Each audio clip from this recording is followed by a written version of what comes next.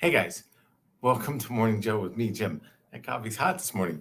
And I wanted to talk a little bit about something we've talked about before, but I found a new chart that I think is very, very interesting, and I think you will too, which is the disparity sometimes between renters and homeowners over time, right?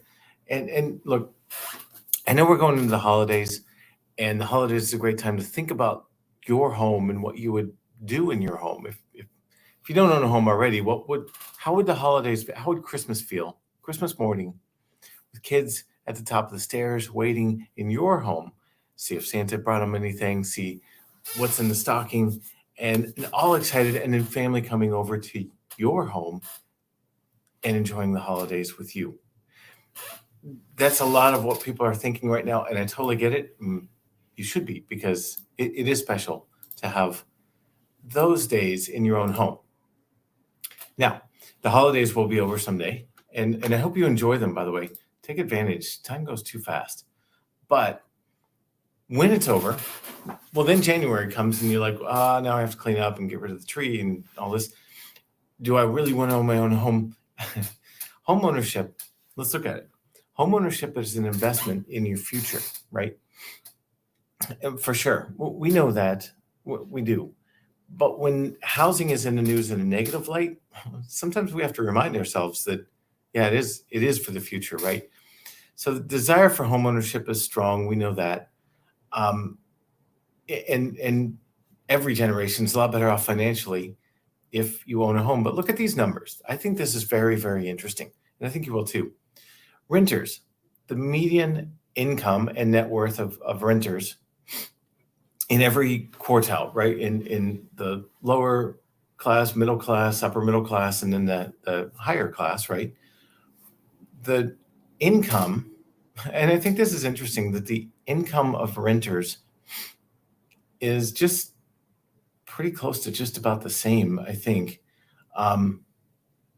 Yeah, pretty close. The lower middle class renters have a higher income than lower middle class homeowners. I think that's very interesting. Not by much, but it's a little bit different. You can see the blue chart here. But in every other case, homeowners are a little bit higher. But the income is relatively the same, right? Whether it's 33,400 or 34,400, it's pretty close to the same median income. Upper middle, 57,700 or 68. It's pretty close to the same income. However, look at the difference. And that is the net worth, right? The green bar chart. So net worth, even in the lowest, I think this is very, very interesting. Even in the poorer class, I don't know what you call that. I want to be politically correct here, but I don't know what you call it. It's lower middle class, upper middle class, but what's the class below that? I don't know, lower class, I guess. Let's go with that.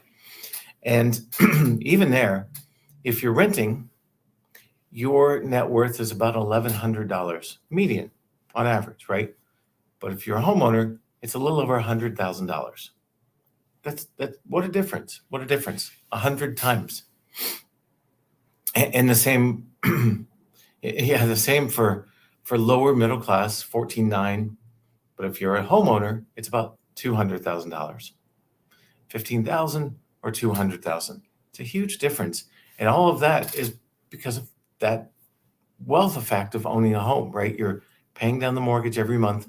That's your money, and the home is appreciating year over year. Maybe less in the next couple of years than the last 2 years.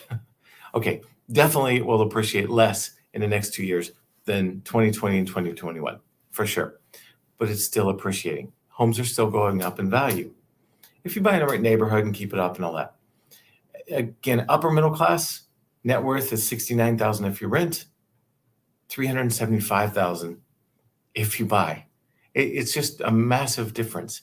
And it all comes down to one common denominator, which is, do you own or do you rent? And then the upper class, if you earn 110, somewhere around $120,000 a year, you're considered the highest quartile of earners.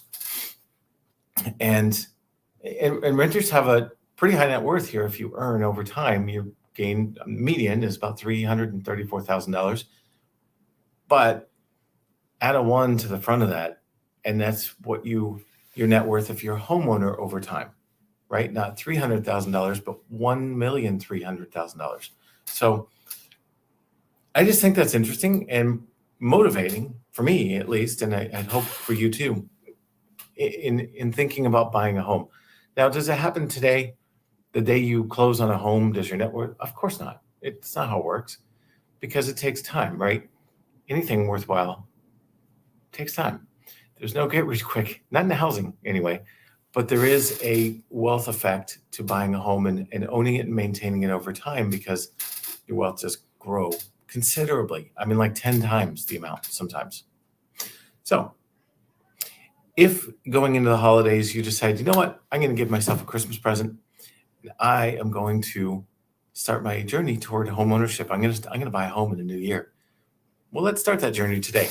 We can start with a pre-approval. I think you'll really like the way that we present options that you qualify for and see about going forward from there. And if I can help you with a pre-approval today and then into your new home for the new year, guess what? In 10 years' time, you're going to be very, very, very happy that you did so. You're going to look like that chart. Somewhere on the right side of the chart, not left. Have a great day. Talk to you soon. Bye.